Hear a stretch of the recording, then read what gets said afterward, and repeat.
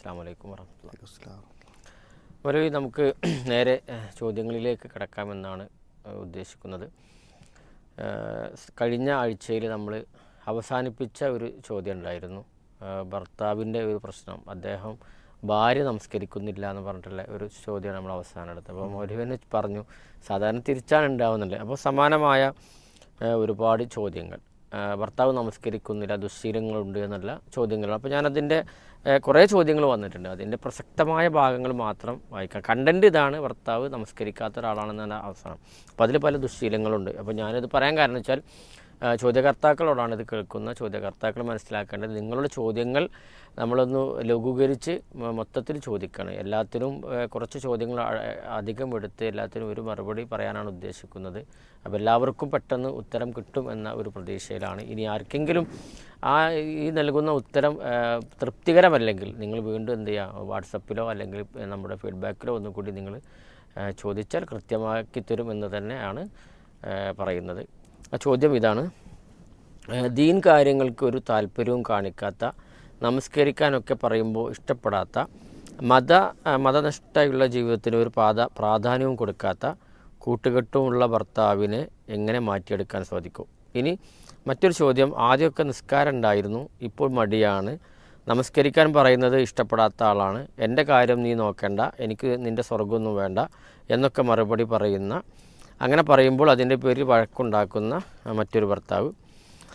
മറ്റൊരു ചോദ്യമുള്ളത്: ദീനിയായ ബന്ധമാണെന്ന് പറഞ്ഞു വിവാഹം കഴിച്ച ആളാണ്, വിവാഹം കഴിഞ്ഞപ്പോഴാണ് നിസ്കാരമില്ലാത്ത ആളാണെന്ന് മനസ്സിലാക്കുന്നത്.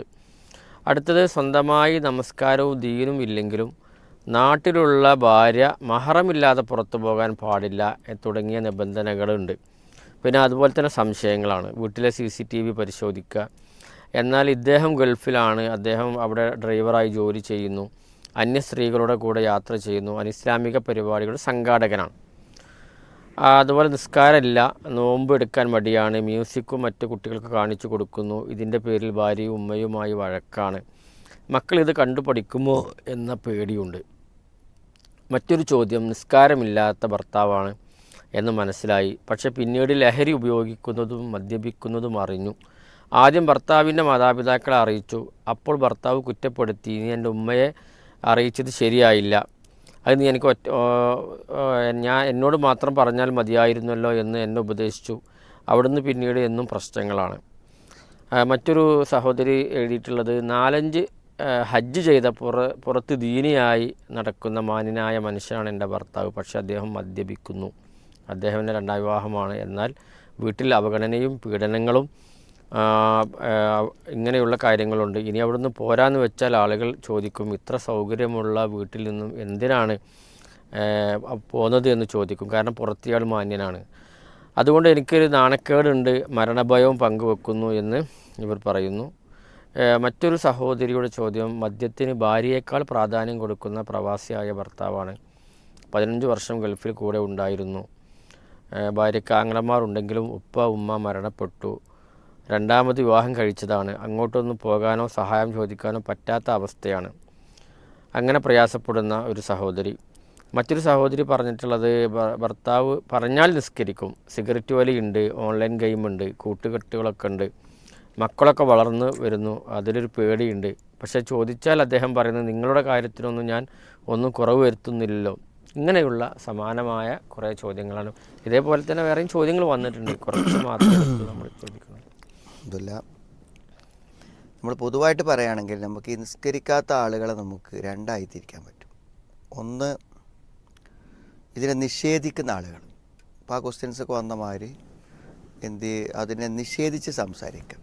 എനിക്ക് എൻ്റെ ഒരു സ്വർഗം വേണ്ട, എനിക്ക് അങ്ങനെ ഒരു നരകത്തിൽ പോകാനൊരു പേടിയില്ല, അങ്ങനെ നിസ്കരിക്കേണ്ട ആവശ്യമൊന്നുമില്ല എന്ന നിലയ്ക്ക് ഇതിൻ്റെ ഈ ഇസ്ലാമിൻ്റെ തന്നെ അടിസ്ഥാനത്തെയും അസ്തിത്വത്തെയും ചോദ്യം ചെയ്യുന്ന നിഷേധാത്മകമായ നിലപാട് സ്വീകരിക്കുന്ന ആളുകൾ. അപ്പോൾ അത്തരം ആളുകളെ നമുക്ക് ഒരു ഇസ്ലാമിൻ്റെ പരിധിയിൽ പെടുത്താൻ ബുദ്ധിമുട്ടായിരിക്കും. അപ്പോൾ ഇസ്ലാമിൻ്റെ പരിധിയിൽ നിന്നൊരാൾ പുറത്തു പോകുമ്പോൾ സ്വാഭാവികമായും അയാളുടെ കൂടെ ജീവിക്കുക എന്നുള്ളത് ഒരു മുസ്ലിമായ സത്യവിശ്വാസിയായ ഒരു ഭാര്യയ്ക്ക് പ്രയാസമായിരിക്കും.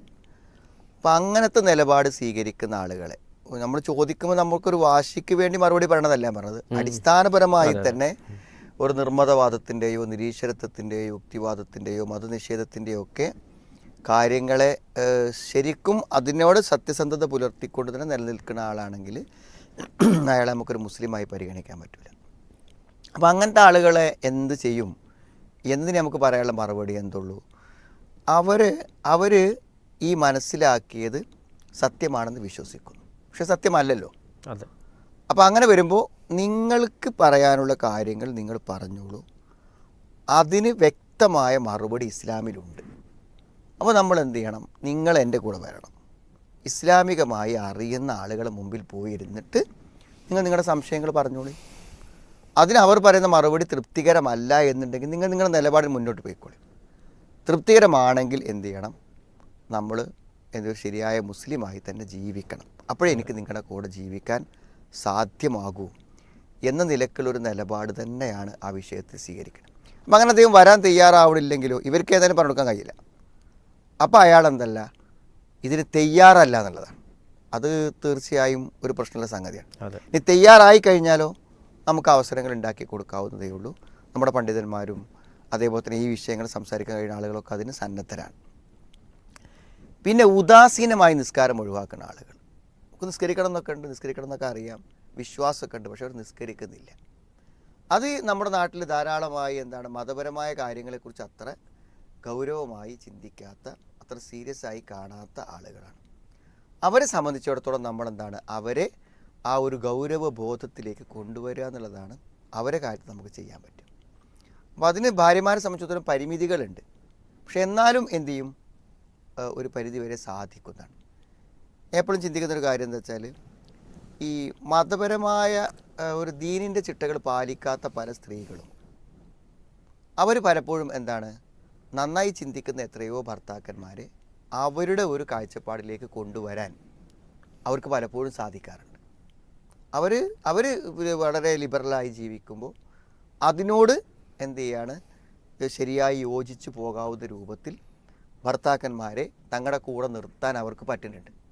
അവർ വാശി പിടിച്ചിട്ടും നിർബന്ധിപ്പിച്ചിട്ടും പ്രലോഭിപ്പിച്ചിട്ടും ഒക്കെ ഒപ്പം നിർത്താറുണ്ട്. അപ്പോൾ അതിലൊക്കെ അവർ വിജയിക്കണ്ടല്ലോ. അതേപോലെ തന്നെ തിരിച്ചും ഭർത്താവിനെ മതപരമായ ഒരു അവസ്ഥയിലേക്ക് കൊണ്ടുവരാനും ഒരു ഭാര്യയ്ക്ക് പറ്റും. അതെന്തുകൊണ്ടാണെന്ന് വെച്ചാൽ, ഒരു പുരുഷനെ സംബന്ധിച്ചിടത്തോളം ഭാര്യ എന്ന് പറഞ്ഞാൽ അവളെ ആശ്രയിക്കാതെ മുന്നോട്ട് പോകാൻ കഴിയില്ല. തീർച്ചയായിട്ടും അത്രമാത്രം ആശ്രയത്തുണ്ട്. അതെ. അപ്പോൾ ഈ ഒരു ദീനിയായിട്ടുള്ള ഒരു വൈഫിനെ സംബന്ധിച്ചിടത്തോളം ഭർത്താവ് ഒരു ദീനിനോട് പുറംതിരിഞ്ഞ് നിൽക്കുമ്പോൾ ഒരു നിലക്കും അയാളെ ഒരു കടമക്ക് വേണ്ടി അയാൾക്ക് ചെയ്തു കൊടുക്കാത്തല്ലാതെ മനസ്സിൽ തട്ടി അയാളെ ഒന്ന് ഇഷ്ടപ്പെടാനോ അയാളെ കൂടെ നിൽക്കാനോ കഴിയില്ല. അപ്പം അത് മനസ്സിലാകുന്ന ഒരു ഭർത്താവിനെ സംബന്ധിച്ചിടത്തോളം ഈ തെറ്റായ കാര്യങ്ങൾ ഭാര്യമാർ സമ്മർദ്ദം ചെലുത്തുമ്പോൾ അതിലേക്ക് ആളുകൾ മാറുന്നുണ്ടെങ്കിൽ ഇതൊരു ശരിയാണല്ലോ, അതിലേക്ക് മാറാൻ എന്താ ബുദ്ധിമുട്ട്? അപ്പോൾ സത്യത്തിൽ അങ്ങനെ ഒരു ശരിയായ രൂപത്തിലൊരു ഇൻഫ്ലുവൻസ്, ഒരു സ്വാധീനം ഭർത്താക്കന്മാരുണ്ടാക്കാൻ കഴിയുകയാണെങ്കിൽ അവരെ മാറ്റിയെടുക്കാൻ പറ്റും. അതിന് വേണ്ട എന്താ വെച്ചാൽ, ഭർത്താവുമായി ബന്ധപ്പെട്ട ഭൗതിക കാര്യങ്ങളെല്ലാം പെർഫെക്റ്റായിട്ട് നിർവഹിക്കണം.